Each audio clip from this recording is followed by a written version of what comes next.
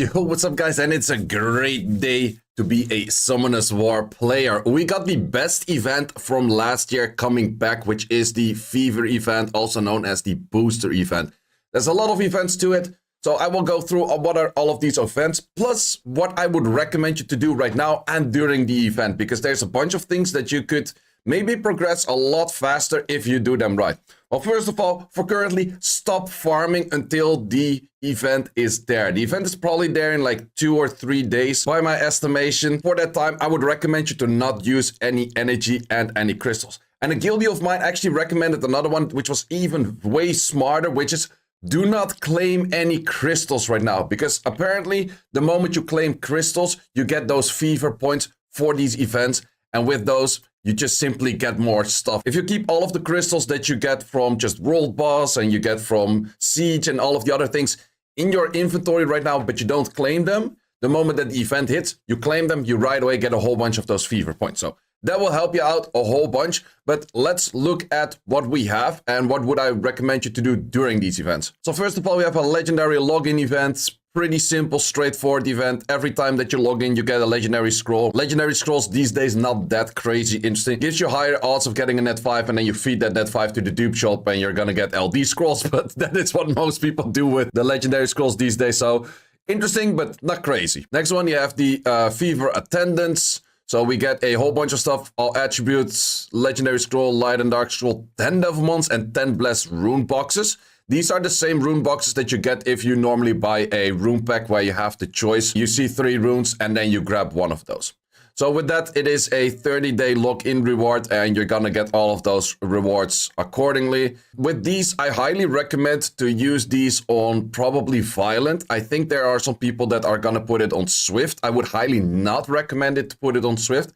And the reason for that is it is so much easier to farm giants nowadays than it is to farm, because dragons has 6 different runes and 4.5 of them are pretty much shit in there. You only want violent from there. So for those legendary runes, I always highly recommend you to go for violent because it just simply helps out so much more. In the case that you can select hero runes, that's where I would go for other things such as maybe seal runes if you don't have any and you would like to use a few sets here and there, or otherwise fight runes. Fight runes will help you out a lot in a lot of PvE things.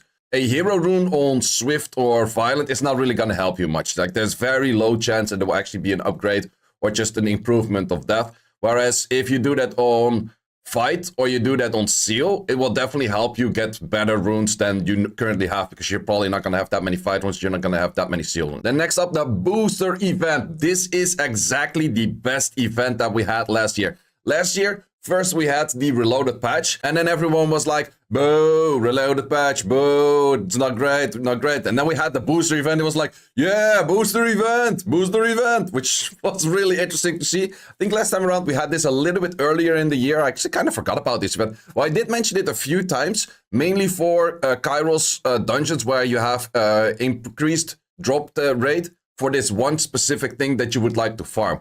So in that case, Dragons farming becomes a lot more interesting because you can boost the drop rate of Violent. But I'll talk a little bit more about that later once we get to the point. So how do we get those tokens? As mentioned, obtaining crystals and using crystals. This also does mean that you get them from playing Arena and World Arena. So if you're free to play, you might be looking into that you want to auto your World Arena. Because if you just auto your World Arena, I actually noticed it last year around when I did a beginner account. If you drop down all the way, people are legit win trading. Just to go in, leave, go in, leave, go in, leave, go in, leave. People were doing that all the time just to get more fever tokens, and I would recommend people to do that as well. Also, I would highly recommend to make an auto team for Arena Offense and do the same thing in Arena Offense. I have a video, I will link it down below as well, how to auto Arena Offense the most effectively and the most easy, that you just, okay, you're farming, you just tap your Arena Wings, go auto, go auto, go auto, and that way you're gonna get more fever points. But also I would recommend you to either auto World Arena or just drop all the way down where people are pretty much win trading just to get those fever tokens. It is useful. Plus, as my guildie said, you also get them from obtaining crystals. So do not claim any crystals right now. Wait with obtaining the crystals. Also, if you're doing TOA, also I would wait with doing TOA because TOA does give you the crystals right away, I think. So wait with doing TOA. save your crystals if you get them from Siege, just keep them in your storage and then use them the moment that the event hits. So then we have a bunch of things that we get extra energy for claiming those things. Perfectly fine. We also get the Kairos Rune and Artifact Booster, which is the one where you have 24 hours, and in those 24 hours, before it was double drop rate on that selected rune. Is that the same thing? You purchase one boost that will last, the drop rate will be doubled. So that is very good. That is very good for two things, I would say. Sure, you can go into Giants and still farm Swift. It is not that bad. If you put it on Despair, Despair is the lowest drop rate from Giants. That would help out a little bit. For Dragons, it is a 6 different rune type dungeon, whereas Giants is 5, Necro is 5, Dragons is 6. But Dragons also has the lowest drop rate on Violent. But if you use this event to boost the drop rate of Violent to double, it gets a lot better to farm Dragons right now. So if you want a window where you're like currently, okay, I farmed like ages of Giants, I need more Violent runes, this is your window to use this event, to use that Dragons and Violent runes. Might I say that I would say for artifact farming, if you farm PC Abyss hard during this event and put it towards attack type artifacts, that's also a very good choice. Why is that? Well, attack type artifacts, you need so many more of those. I think the ratio of how many attack type artifacts to support, to HP, to defense I need is probably 60%, 30%, and then the rest a little bit. Well, maybe not really like that, but at least 50% of the artifacts that I need are attack type artifacts. You need so many more attack type artifacts than you need any artifacts in this game, especially defense. You probably have like 3 defense units out there that you use, but attack type, you have so many of them. So also, once again, a highly recommended choice would be farming those artifacts on attack type. This time around, I think we did not have that last time around. There's also a booster for which grinds and gems you're gonna get in R5. R5 is still a shitty dungeon and I still don't like it. That's the one thing. Like, sure, you boost the rates of, let's say, Violent or any kind of thing that you would like. It's still the pile of everything that you get is just too much. Were you to use it for gems, however, it would not be that bad because the gem pile is like 5 or 6. And then if you boost one, you get like a decent amount. But if you go for grinds, it's still a pile of what, like 30 or so. That's just way too many. Like doubling one thing when there is 30 in the whole pile, that is just too much. So for R5, I'm not sure if I really like it that much, but it is an option to use. Then we also have the re-ups for all of the types. So if you haven't yet over the last year, because the event took like a whole year to come back, people might have been saving good re-up targets in all different rune types. So you get a good slot 4 crit rate with like an 8 accuracy innate on an energy rune. Normally, of course, you would sell that if it didn't have any good stats, but you could save at least one for these kind of events. If you haven't yet, and you might happen to get one in the next few days before this event starts, that is what you would like to save them on. Also, if you want to use this event most effectively, if you do not have that target right now, you might want to wait with using them rather than just slapping them on like a random re-up target that is maybe not the greatest for your types that are not that interesting. But this is definitely a cool re-up thing because you're going to get a lot of re-ups in with this one. You do have a max of how many you can buy, and it's also at some point going to be the question, do you want to buy more re-ups for useless types? It could still be interesting if you have a good target. But otherwise, you might want to buy other things with the Fever tokens because there is an energy cashback buy right there later as well. And that is pretty much all for Booster. Then we also have the Sky Fever Season Artifact Crafting and Fever Shop. That is a very interesting one. Artifact Crafting. First time ever Artifact Crafting. So let's see what we're looking at. So in this case, we can craft legendary artifacts. So that is plural. That is going to be 1 type and 1 attribute. Okay. And then you can select the substats. That is going to be a fairly interesting one. That's going to be definitely an interesting one. And then we also have all attribute scroll, LD scroll, legendary scroll, the good stuff, the good stuff. They do also mention over here that the late October that they mentioned is going to be mid-October. So whereas what we had for the previous one, which was pretty late, it's supposed to be like mid-September and it came on the 19th and everyone's like, what?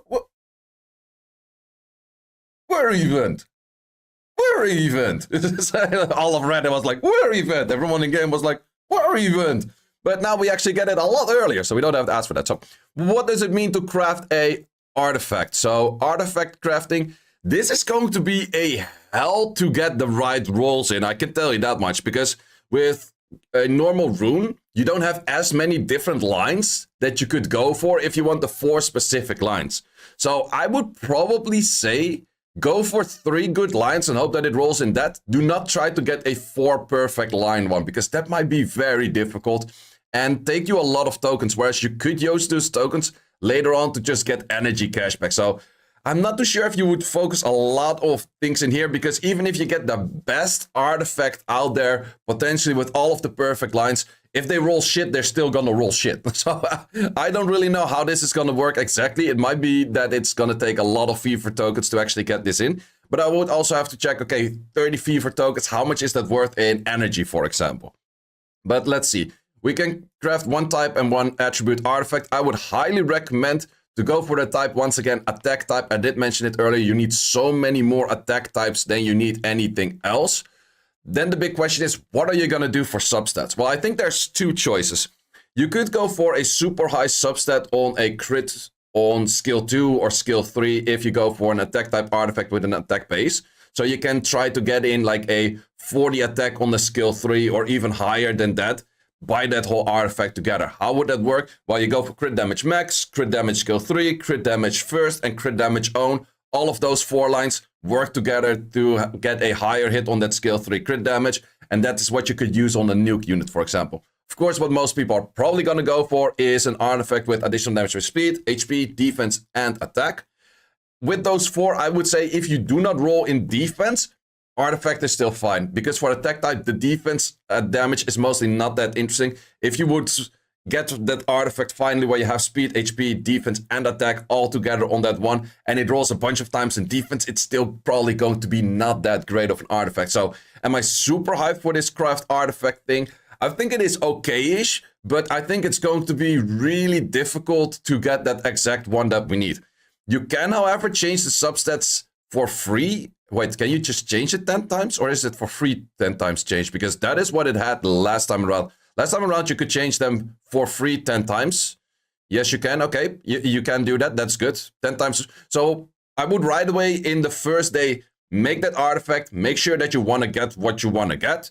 I would highly recommend attack type artifact with either attack base if you go for the crit damage lines. If you go for a damage style, I would probably go for a HP base. And then, of course, you also have for the elements. Element, I would go for that one unit that you want to go for a high add damage artifact by speed and blah, blah, that kind of stuff. I would recommend to go for either try to make a good Juno one or try to make a good one for your Ethna or whatever unit you use a lot. Try to aim like, okay, this unit could use a really good add damage artifact, and then aim that one in for the elements. But since you can get free rerolls, it is good to claim that in the first day, or at least lock that in the first day, and then start rerolling right away from that first day.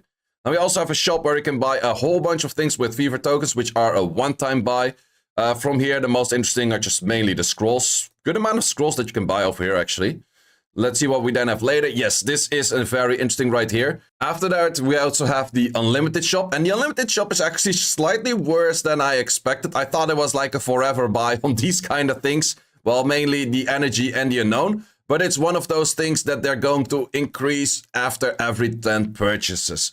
So the initial buy is going to be 20 energy for 5 fever tokens, 30 unknown scrolls for 5 fever tokens. But if you have been farming a shit ton, if you're a whale, you're kind of getting penaltied pretty hard on this event, where you get less of these. But it is pretty nice. It's pretty nice.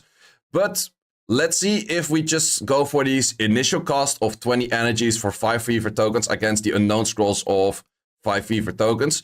Because I did this for the JJK event as well, where we had 120 points for 20 energy or 100 points for 50 scrolls. And that came down to buying unknown scrolls was better, which I did like the whole math on and that kind of stuff in a different video. So in this case, we have an initial of 5 points and we have 5 points and we do get 30 scrolls over here. And that simply shows that the energy buy is pretty much on the initial buy twice as good as the unknown scroll buy. So if you're doing this event, you would like to get a ratio where your energy is twice the cost of your unknown scrolls. If your unknown scrolls is less than half of the cost of your energy buy, then you should be buying unknown scrolls. Otherwise, you should be buying energy. That's just a simple math to it. And that is just explained over here. You can pause it. You can kind of look at it. If you don't get it, doesn't matter. Just take my word for it or calculate it yourself. In the end, still pretty good event to get a lot of those energy things in. Then we also have a final event, which actually makes me kind of doubt if I want to do a new beginner account or not. The thing is, I'm not sure how much I'm going to be home during the month of November. And for that reason, it would be more difficult to play a new beginner account, which the timing for that is a little bit bad. But let's look at this event, because this event is really insane. You're gonna get a lot of units for free that helps you out a lot. So you complete missions to get a light cowgirl, dark airfrit, dark vampire lord, wind totemist. That's also good for players right now to get a second wind totemist. That definitely helps out a little bit. Light paladin, we get the lightning emperor, we get a dark inugami, and we get a fire vampire. All awakened 6 stars with max skills and runes equipped. Bro, you what? That is actually insane. Also for current accounts, if everyone is getting this, a second Veramos for Siege is not bad. A second Wind Totemist for Siege is not bad. Light Paladin is usable-ish for Siege. It's not really that great, but is usable. But wow, that's insane. That is really, really insane. So let's see if this counts for everyone. This event is only for new and returning players. Okay, shit. Fuck. This would actually still be insane. So you have to make a new account would be created after 15th of September, which is last month, or hasn't been logged in since the 15th of September. Man, if you knew this was coming up and you're like a casual free-to-play player, you would literally say just like, okay, don't log in for a month and you're gonna get crazy rewards based on that. Man, that sucks. That sucks. Well, what are you gonna get? Well, like 99.99% of the people are not gonna get this unless they make a new account. If you have a friend that was doubting to play and that you might like introduce him to the game right now, this would be the perfect moment to introduce him to that to the game. You're gonna get a lot of those runes that you can just right away select. When we had this kind of event, I always recommended on new accounts to put fight runes to this, because you're gonna get a lot of fight runes, and blue fight runes will help you get your dungeon teams into just like triple fight things very early on. So getting fight runes on this, very useful. Energy used, oh man, you got, Jesus, you use 900 energy, you're gonna get, I don't know how many runes that are instantly plus 15. That is absolutely bonkers. That is so much stuff that you get early on.